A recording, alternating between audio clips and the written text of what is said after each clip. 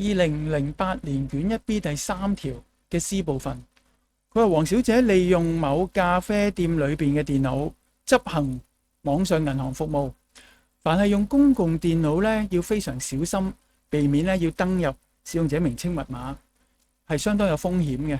何況仲用銀行服務，俾人掌握咗你啲資料之後咧，就可能可以幫你一抬走咗啲錢，咁所以風險比較高啦。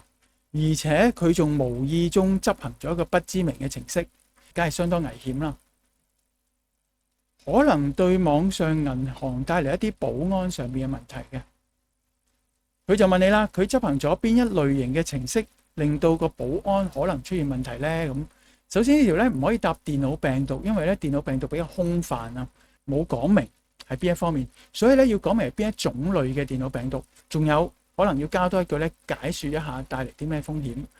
例如可能佢安裝咗一個木馬程式，會開放後門，令到黑客可以入侵呢一部電腦嘅。咁呢係其中一個可以答噶啦。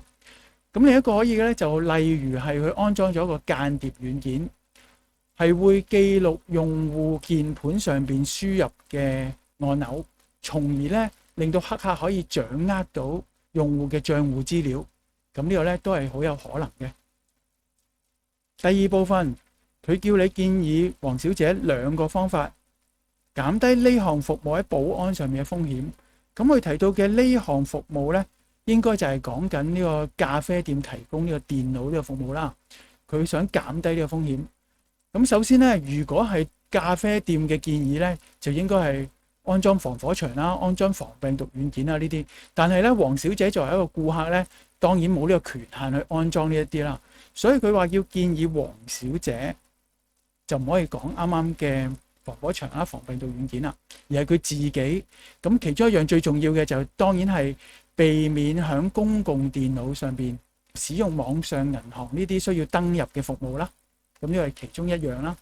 咁另外你如果仲記得咧，佢係執行咗一個不知名嘅軟件，係更加危險嘅。所以第二樣，避免下載同埋執行一啲不知名嘅程式。咁呢兩個咧，當然都已經大大減低嘅風險啦。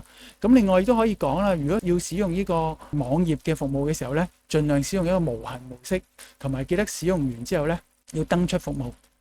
咁呢個咧當然唔用同埋唔好執行程式咧，係更加安全得多嘅。咁第三個咧，無痕模式咧可以保障到一啲啦。